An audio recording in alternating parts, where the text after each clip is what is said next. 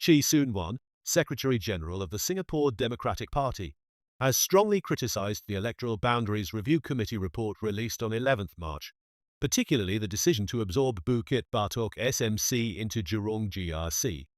He accused the ruling People's Action Party of political gerrymandering, arguing that such boundary changes were strategically designed to weaken the opposition's electoral chances. EBRC revealed that Jurong GRC has expanded by incorporating areas from Hong Kong North, Bukit Batok, and Jurong SMCs, leading to the formation of a new Jurong East Bukit Batok GRC. Following the EBRC's announcement, Chee vowed to rethink his strategy and assured his supporters that he would unveil his plans for the upcoming election in the coming days. In a Facebook post on 12 March, Chee alleged that the PAP had a history of redrawing electoral boundaries whenever an opposition party gained significant ground in a constituency.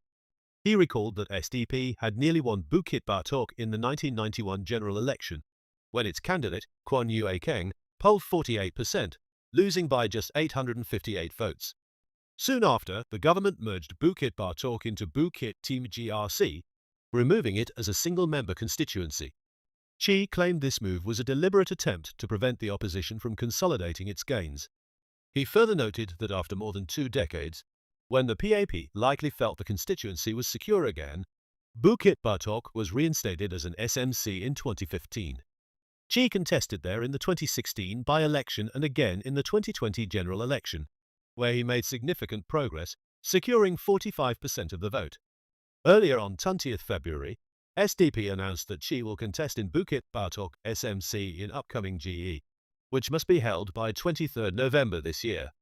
Chee lost to PAP's Murali Pillai in GE 2020, securing 45.2% of the vote. However, instead of allowing for a fair contest, Chee argued that the PAP had once again redrawn the boundaries, this time absorbing Bukit Batok into the much larger Jurong GRC. Chee framed these boundary changes as evidence that the PAP prioritizes political dominance over genuine electoral competition. He contrasted his own approach, learning from past defeats, improving strategies, and engaging with voters, with what he described as the PAP's reliance on manipulating the system, rather than winning public trust through better policies. Expressing disappointment, he said that years of grassroots work in Bukit Batok would now be diluted as the constituency is absorbed into a GRC 5 times its size. I fought for the residents at BB, pushed for improvements to their walkways, highlighted safety concerns, built a community, visited them at home, and helped whenever and wherever I could. Through sheer hard work, we won the trust of residents, Chee wrote. Now, with the stroke of a pen, I find years of effort diluted as the area is absorbed into Jurong GRC, which is multiplied 5 times, he added. Despite the setback, Chee reassured his supporters that he remains committed to his political mission. "If you know me, you know that I never say die," he declared, vowing to continue his fight for a more democratic Singapore. He urged Singaporeans not to be discouraged, but to take action instead. He called for volunteers to join SDP as changemakers, and encouraged supporters to attend a fundraising dinner at his restaurant, Orange and Teal, from 1st to 9th April. "The easiest way for bad things to happen is for good people to do nothing," he stated. Chee promised to announce his next steps soon, signaling that he is actively rethinking his strategy in light of the new political landscape.